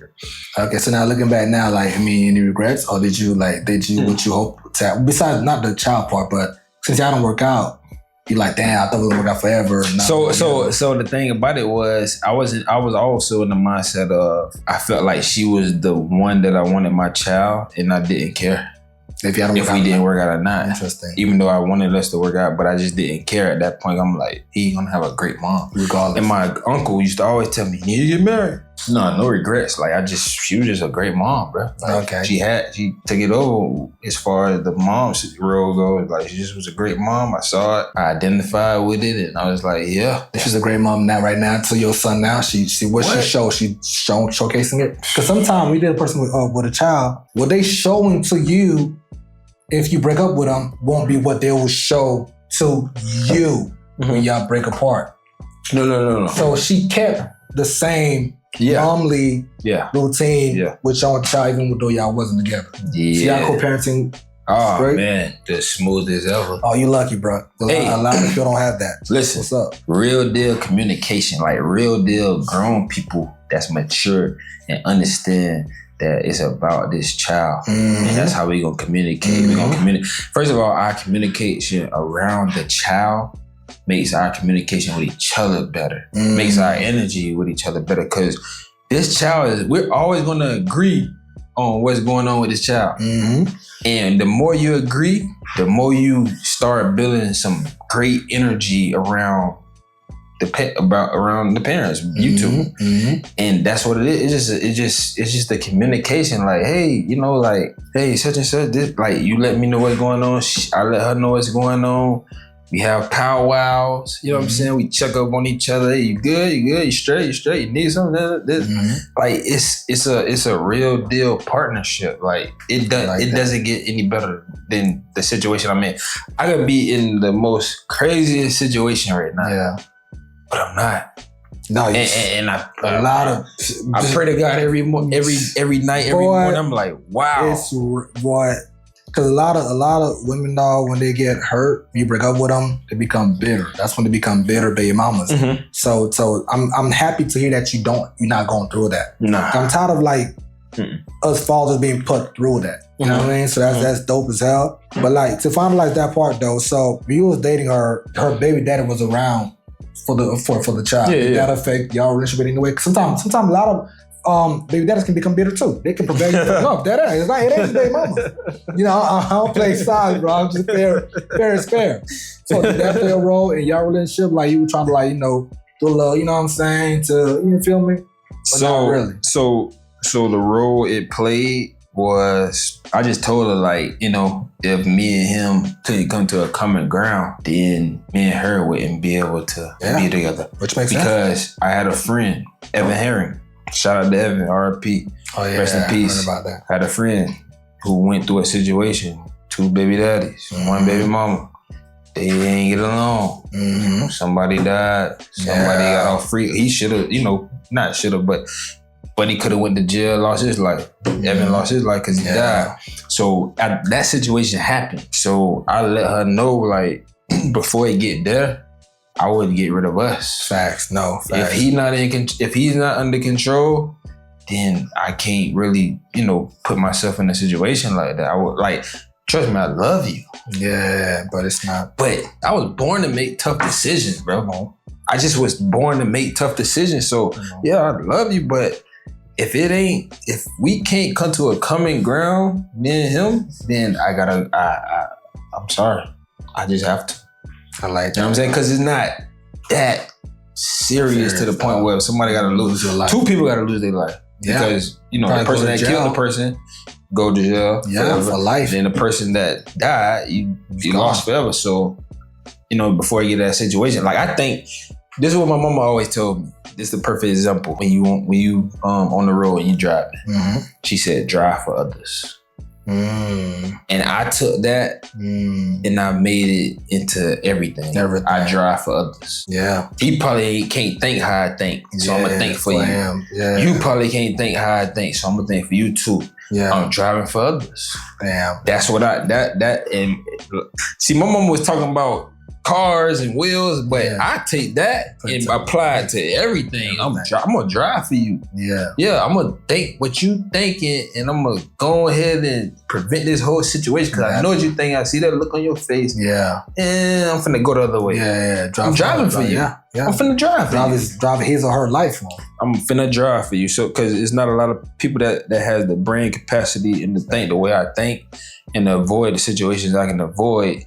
Because they always just living off emotion. I'm very emotional challenged. And I've been this way for a while, but I'm starting to break out of it. But I'm emotionally challenged. I can't get in my emotions. Like, I think too logical every time. I never think with emotion. That's right. And it hurts me. It hurts me too with the women. You know what I'm saying? It hurts me with women. You know what I'm saying? Like, whatever woman I'm dealing with, you know, it could be your auntie, it could be your mom, it can be your sister, it can be your girlfriend. That's when it's the downfall. It's great that you guys are co-parenting very, very well. So how's your son doing overall? Well, he's 3 years old now? He's 3. He's 3, about to turn 4. You know, jumping, climbing, running.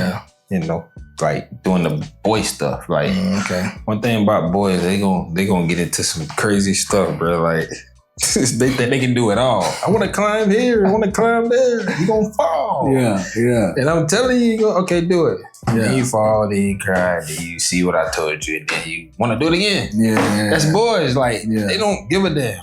So that's what he doing. He doing the I don't give a damn shit. Yeah. But I love it though, man. It's peace of mind when I'm going through something. Oh man. I go pick him up from daycare, and it's all about what did you do today. You know, seeing him smile.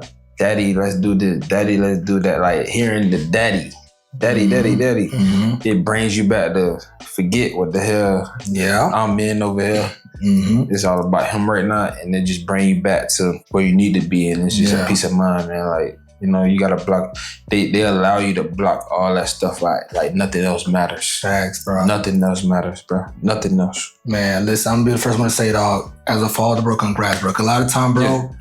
Fathers don't get that good looking out, bro. Trust me. We don't celebrate fathers enough, dog. No. That's why I made this podcast, bro. Like when there's a good dad, a good father, they gotta be highlighted, fam. Have to, bro, to be honest. And the crazy part is, I don't want to go on record, but I just don't see good fathers highlighted. I just don't. Yeah. I always see the negatives, the negative guys, the deadbeats. That's the highlights.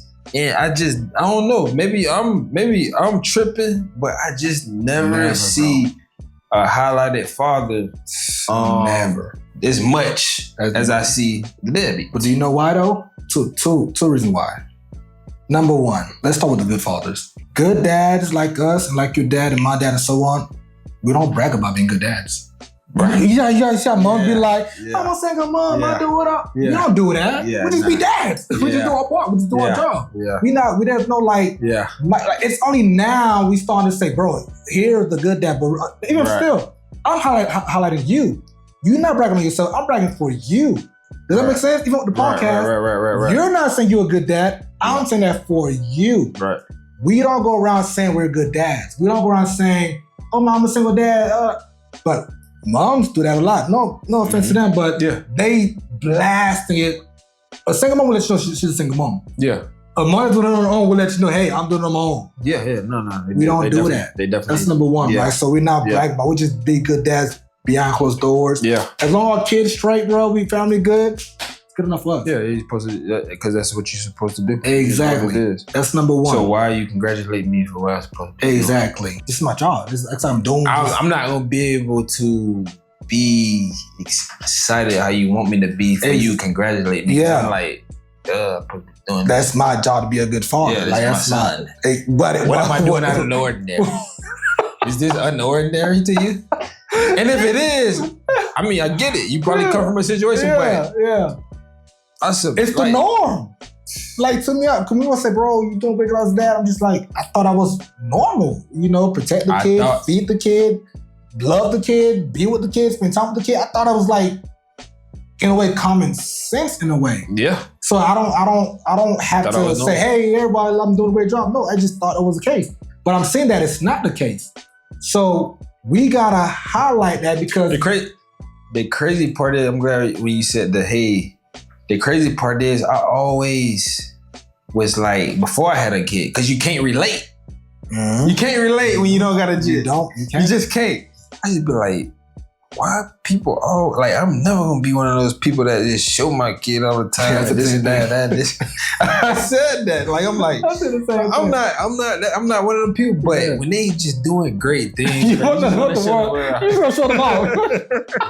You wanna show them things. You really wanna show them, not even you. Just show them. And I never be in the picture. Exactly. I'm showing KZ all the time. Like, bro, I'm like, the stuff this man is doing is amazing to me. Yeah.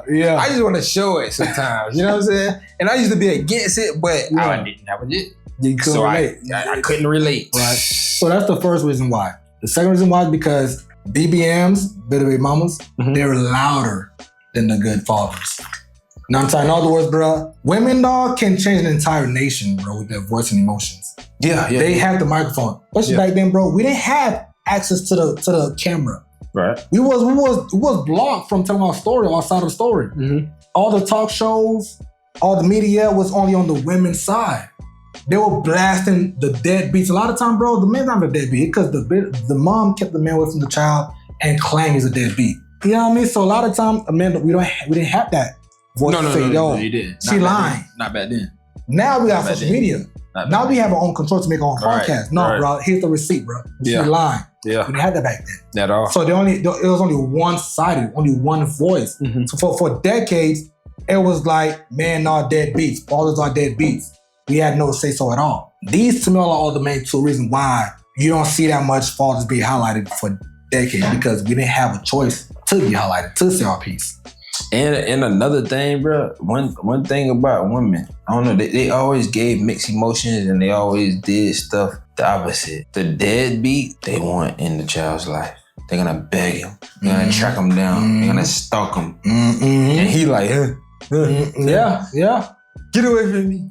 Facts. He husbanding. Yeah. And she won. Don't husband me. Yeah. But the dude that wants to be, because y'all didn't work out, that's the guy you keeping away, and that's the guy you finna put on child support, and that's the guy you finna say, hey, nah, you can't see your jet. That's crazy. Because you wanna see your jet. That's wild. Actually, you should not wanna see your jet, and that's how you gonna see your jet. Bro, that's what it is. That's crazy, bro. And it's just like, I don't know if that's how women function, like they function on some type of crazy wavelength. But that's what it is. It's like, bro, the people who want to see they just get kept away, and the ones that don't want to be, they get chased. Bro, it's like reverse psychology. It's like, Now you like, fine. Oh. But you like, I want to, you like, no. Bruh. It's crazy. I think scientists need to do a study on it. they should, bro. I think scientists need to do a study on that. Of course, women got their story. Of course, they gonna say, have why they act this way or their reasons or whatever. But also, like, it's accountability too. Accountability need to be a part of your story. Like, you can tell your story as long as you telling your story. Exactly. Don't tell the half. Exactly. Don't tell what you did right. Yeah. Your Both story sides. is all good that you did. You just forgot. Tell a real story, bro. Tell all That's sides. how you gonna get more relatable people. That's how people gonna buy. Like, if you wrote a book, millions gonna, cause they like, one person gonna read it and be like, girl, she told her what she did when she was. Exactly. They gonna relate to that. Exactly. Don't be an angel in your story, cause They nobody's an angel in their own story. Bro, and the part that like pissed me off the most though is that majority of the time, bro, almost every single BMs, all the baby dads are deadbeats. So all y'all baby dads are deadbeats. Not one of y'all, all y'all. Like, come on, bro. Let's do the numbers. Bro. And the thing That's is, not how the numbers go. and the thing is though, like the homegirls, listen, man, you guys gotta be like, you know what, girl, you doing too much. Let that man see his kid. Y'all gotta start Oh my God. you guys gotta start. Come on, speak up, bro. Stop with all that cuddling and believing that these BBMs BS stories. Like, nah, girl, you doing too much. It's a lot of home girls. It's a lot of home girls that don't do pushback. They don't provide pushback at all, bro. You're just gonna soak in what she's telling you, and then you're gonna bring her in. Yeah. Y'all gonna cry together. Y'all gonna get some ice cream. Encourage that Y'all bullshit. gonna go to this and then that, and then nothing in your head say, well, what you did. Was there anything in your head that really that told you to say, hey, girl, trust me, I know what you saying to me is this and that, but what did you do to her? Yeah. Ask your friend, what did she do to her? Exactly. It's so simple to do that, and I guarantee y'all gonna be better friends than y'all were before because she's letting you in on some shit that she ain't letting nobody else in. Just ask her what's the real. And if she feel like you really her friend, she gonna let you in. If she don't let you in, cause I know for us, dog, with me and my dogs, you know what I'm saying? I know, like, bro, if a dude around me is deadbeat, bro, I'll let you know you're deadbeat. I'm like, well, if I got crack jokes on you, all right, but hey, what's your kid do? What your kid is that? Right. I'll crack jokes with you. right. You know, okay, damn, I am a deadbeat. Like, I won't just have you walk Yeah, around man, without no. trying to see your kid. I'm like, nah, bro, hey, bro, nah, He gotta let you know. tripping, dog. Like, Yeah. what's your kid, bro?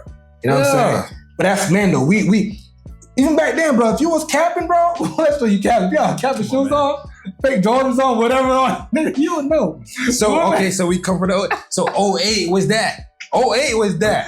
What You else can't know? come here. You can't walk into this school. You can't walk into this class. PE, you did. Cafeteria, you smoke. Oh, you smoking. That's the worst part. We got more company. We got more fans around. You really finna get destroyed, bruh. Then Yeah, the teen nothing center bad. just our little own little clothing space. yeah. Wait, bro. Throughout a whole day, you're gonna get called out on your bullshit. Facts, bro. Always. And bro. it was Never all failed. Fellas. And it's all love too. The next day Yeah. we cool, nigga, and no physical It fighting brought on that. us closer. Love, we kept it real with I each just said it. If you Mhm. tell her what it is, and y'all had that conversation, it's gonna bring y'all closer. When we did that, it brought us closer, and that's why we were so legendary in that year, and that's why everybody remember us, bro. Mhm. And that's why we made the music we did, the moves we did, the mark we did, the tradition we did. Like, that's why we did what we did, because we didn't hold back. Nah, bro. We told everybody. Everybody, bro. I got cracked on. all of us did, bro. No one was safe, bro. You wasn't not You cool enough wasn't to get tackled. safe. Everybody was. So the moral of the story is just tell your friend. Yeah. Ask your friend, okay, girl, I understand what he did, but what did you do? Yeah. At least show me Now the I can have an even playing field to judge this the right way. Mhm. If you only telling me what he did, I can't really judge this shit the right Yeah. way. You know what I'm saying? It is what it is. Like, I went through my little situation, or my situations in life, And I always told both sides. And when I told my side, they're like, yeah, you tripping. You know what I'm saying? Like once you tell your side, what you scared to hear that you was tripping? Yeah. You was tripping. It's that accountability, bro. They kryptonite to them. They just can't. They just feel held accountable. And everybody who don't take accountability is still 15. Facts. I'm 32. I'm celebrating. No, you're 15. You haven't taken accountability since you was 15. You're a child. So you're still 15. Well, the good thing is you're not on that level, that deadbeat level. So you're on that path where your son have a great father. So that's a good thing. But now you mentioned too that you do mentoring. So one of your fathers, by default, you're mentoring in your own household with your child. But you also branch out to mentor other people's kids. How did you get into that field? My coach from high school. My high school coach, Coach Thad. Coach Thad, he was reaching out to me. When I first got down, he'll send me messages on Messenger. I ain't really check my Messenger like that. But yeah, he just sent me messages and send me that. And then one time we finally just talked and connect. And I was like, oh yeah? I was like, I'm down. Let's do it. Right, so yeah, your coach hit you up, cool, and then they got you into this mentoring field. So, because you're a father now, right? In other words, by that time you're a father, right? Before you become a mentor. So you already have your own son to take care of. Why would you want to not take care, but mentor other kids when you already have a full plate? I always wanted to give back. Giving back was key. I thought when I was young, I always thought giving back was with money. Because I'm young, I don't know nothing. So I always thought, I gotta make it to give back money. Nah, the older I got, I went through life. And I'm like, and when my coach, my high school coach approached me with this, I'm like, damn, I got a lot of experiences. I got a lot of knowledge. I got a lot of things that these kids gonna go through. And I can tell them right now, yeah, I would love to be a mentor. I'm a life coach. Yeah. Like I would love to tell you what's about to happen to you before it happens, and hopefully you listen. I would love to do that. So that's what got me in mentor. I'm a person that wanted to give back, period. And I always thought it was just with money. I thought the same things back No. I'm giving back with experiences now. So the mentor, is it like mentoring as like a coach playing ball? Like what kind of mentoring are you doing exactly? So it's called Connect to Greatness. Okay. Like I said, Coach Thad, he's the executive director, his wife, the director. We got a whole team, we got a board, we got like 15 coaches. Oh, nice. A lot of mentorships programs don't got 15 coaches. We got 15 coaches. So mentoring, how are you mentoring them? Is it like by education? By everything. Okay. Oh man, we cover everything. We got tutors, we got a math tutor. Shout out to Cartier Scott. You know, he the math messiah, right? He got national awards. We went to an award ceremony for him. Dang, we got him in our organization. We got Miss Teresa. She do the health. She do the English. She speak 3-4 different languages. We got that. We got tutors in our mentorship program. We got life coaches. We got a program for the moms, the single moms who come in and drop their boys off, but you can't go nowhere. So come in this room. We're gonna have a powwow with the moms. Okay. Man, this is a well-oiled machine. Connect to Greatness, a well-oiled machine. We try to get people in it, get the kids in it, get the moms in it, get them to buy into it. So is it in Delray? Like where's Palm County? No, it's in Boynton. It's in Boynton. Yeah, it's at the Palm County. Yeah, it's at the Carolyn Sim Center. We be there every Thursday or during the school year, Thursday nights, 6 to 7:30. Okay. All the kids from the different schools, they come in. Okay. We just speak real. We throw out a topic. We make sure that they getting out what they need to get out, telling their story, telling their experience, and filling us in on what's going on. And we just redirect if we need to or guide them. Like, that's what we do. So, yeah, we make sure they're doing more talking than us. Okay, I like we that. Doing more listening. More listening. So, okay, a lot of time with mentorship, it's just the other way around. They just talking to the kids, but they're not really hearing. What do kids do at school all day? They just hear people talk. There you go. And they deaf them out. So why would you come to a Thursday night meeting to hear some much? You know what I'm saying? Yeah. It's time for you to tell us what you want us to know. That's dope. So until you finally start really telling us what you want to know. Like at first you probably keep some stuff, but hey, I want you to know this. Next night, I want you to do that. And then let me tell you about it. You know what I'm saying? Now you're comfortable. You built the rapport. Yeah. And it's a process. It is. Like, it's just a process. And you know, I love it, man. It brings me joy. Oh, okay. Yeah. So now what's the age requirement? If someone right now is with a child, want to get involved, get the kids involved, what's the age requirement or grade requirement? So we do 5th grade to 12th grade. We do 5th grade to 12th grade. I do a session called Lunchbox Talk. I'm a program facilitator in the program. And I do a session called Lunchbox Talk with 5 different schools, 5 days a week. I go to 5 different schools every day of the week. And you go to the actual school? Yeah. And we have lunch. Oh, okay. Yeah, we have lunch. Just with the kids that's already in your program or just... No. These are the kids at the school. Overall, so the lunchbox is you go into different schools, you sit down with the kids and just chop it up while eating lunch. Yeah. It's one of those safe havens. Like, you come in here and it ain't gonna get spilled out there. Like, whatever you saying in here, we keeping it in here. And we gonna do real talk all the time. I'm gonna be that person where if you can't turn nowhere else, you can turn to coach. Damn, that's dope, man. Nah, keep doing that. But like I said, bro, a lot of these kids, they need that. So I'm glad you're on that kind of path, right? So now to wrap things up, though, as me and you know, we done music for like decades now. Yeah. Right? You know what I mean? At this point now, I mean, to me, it's more of a passion for me now. It's not even about being signed to label, none of that. But for you, how, like, what? So you're still doing music, right? Yeah. So what is your route? Is it more like, you know, what is music to you now? Music is therapy. Therapy for me, like, because I don't have a therapist and I'm a listener more than I'm a talker. So I listen to people. Like, when people have their problems, like, everybody called me to tell me about their problems because I'm a listener. I love listening. I get my problems out through music. So anytime you want to know what I'm going through or what's going on in my life, it's going to be through the music. And it's a hobby. I love it. I love music. Like you said, we've been doing this shit since 10th grade. 10th grade, bro. Why would I stop? Like, people be like, oh, you're a rapper.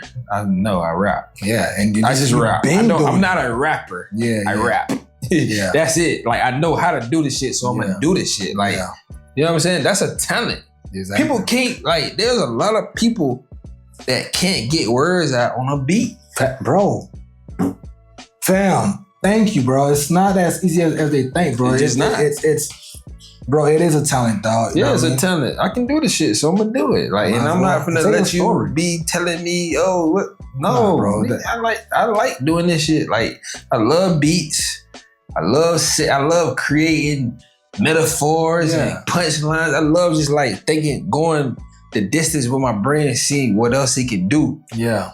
Like, and when it do something special, I'll be like, dang, I really thought of that. Yeah. You challenging yourself when you're out. Yeah. Bro, you know what I learned though, bro? I learned that no one ever told a painter to stop painting. Whether that painter's rich or not. They never say, hey, stop painting. You too old. Stop painting. You just said some shit. But if you try to do music, whether it's rap or sing, whatever, oh, hey, you too old, or whatever, don't rap, you ain't gonna make it, bro. I just like doing it. It's art. Music is art, bro. It's not how people paint for fun and just love it as therapy. The exact same thing. They don't view it as art. That's the whole part about music. They don't view it as art. And once you start viewing it as art, you're not gonna tell people to stop doing it because you 45 and 50. Exactly. What do you mean? You can't do this. Yeah. You want to do this. Exactly. You would love to do this. They would love to. They just can't. You can't. So why, when I can do something you can't, you telling me to stop because of an age? Yeah. And I got one life to live. Facts, bro. Because at one point, we're going to get old where we can't do it physically. Why stop so soon? When I'm like 80, 90 years old, I might not be able to even get my words out. So why end that so soon when I have it all in me? Yeah, it don't make sense. It is because people think everybody who does it trying to turn it into a career still. Nah, bro. We just love doing it, bro. Bro, look, fun fact, bro. Hobby, bro. When I was going through my child custody battle, fam, one of the main things that kept me sane was music, bro. I have a whole album that I made just off my situation. I never released. Yeah, I just play it back in my head to myself in my car. That's what I do right now. You know, I started to play it down like, oh, okay. It will come out soon. Yeah. On my time, though. Exactly. I'm not rushed. Like I said, I give her personal. Right. It was my therapy. So that's why it's gonna take time for you to put it out. Exactly. I let them. If I put this out, I'm letting a lot of people in. Exactly. So I gotta make sure that, okay, I really want to put this out, or is it just still for me? But exactly. Right now, it's only for me right now. I have it on repeat. Yeah, me too. It's all done. I got one on repeat, bro. No one here but except for me. Like, it gets me, okay, cool. Yeah. This is where I was at in my life. Yeah. Even, bro, it's so deep, bro. Sometimes I'm afraid to hear certain songs that I made, bro. Yeah. They scars. They come back, yeah. They come back. That's how deep it is, bro. That's what people don't really get when it comes to like all this, like us and doing music, guys. Bro, it's not just like, we're not just rapping about bullshit or BS. Nah. It's just real legit, like how we feel. Right. You know what I mean? So I'm glad. Matter of fact, before we leave though, like, where can they find your music out? Like, what you already have online? So I already got music. I got old music on SoundCloud. You can just put in Hatch Space Boy on SoundCloud. You'll see my picture out there, me and my brother as the profile pic. I got some old music on there from like 2016. But it's dope though. Like, yeah, I'm really I be talking about some real shit. I don't be talking about no bullshit. And then I got videos on YouTube under #335. So I got like 7 videos on YouTube right now. Yeah, you can find it on there too. But like I say, like, it's a hobby to me. So like, when you listen to my music, like, listen, don't just be, oh, I'm listening to it because it's that. Like, nah, listen to it because I'm really, like, this is how I think. Mm-hmm. Like, I don't talk to people. Mm-hmm. Like, I really like talk to the beat that I'm hearing at the time. That's my therapist, the beat. So I talk on that beat, and when I talk, I'm getting it all out. But eventually, I'm about to release an album. I always wanted to release an album, so I finally got all the songs I wanted to put on there. It's called Found Sound, because I finally found my sound. Like, you know, it took me a minute, but I ain't want to release something and y'all like, oh, he sound like Drake. Oh, he sound like Ross. Nah, I always want to release something where it's like, oh yeah, that's Hatch. And when you play it back, oh, that's Hatch. Like, it ain't nobody else. So it's called Found Sound. I'm gonna release it probably 2025. Maybe in the middle of 2025. But also, I noticed that you have like a very hard ass logo on your shirt. That shit look hard. What is that exactly? That logo? Oh, it's that Let Them Talk. I came up with this logo. One day I was bored. I've been had the brand of Let Them Talk, but I never had the logo. Oh, matter of fact, this is one of my sketches. That you yeah. So I went back into the lab.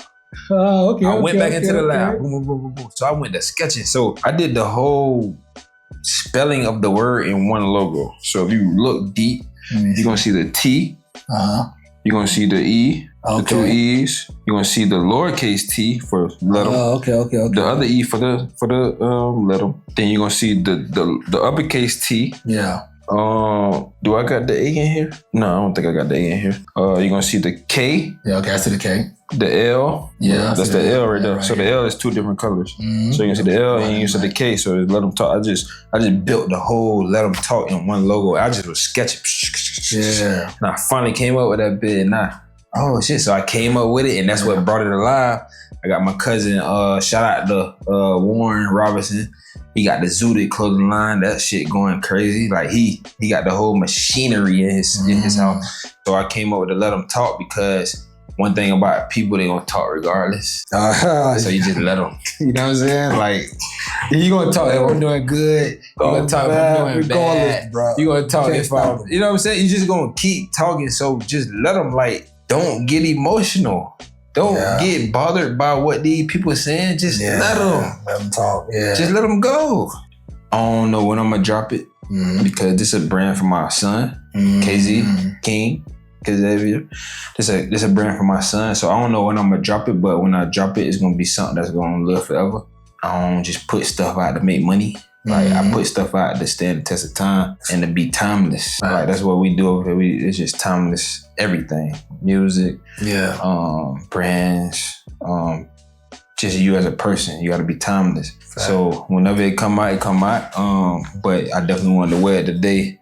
You know, since we were gonna do this and just let people get the first little glimpse of it, you know. Yeah, and then one thing I want to say too, man, is like my dog came through. It was raining like crazy. Yeah. It was pouring down. My dog said, bro, I'm gonna slide on you on this day, that time. Yeah. He still came through. Yeah.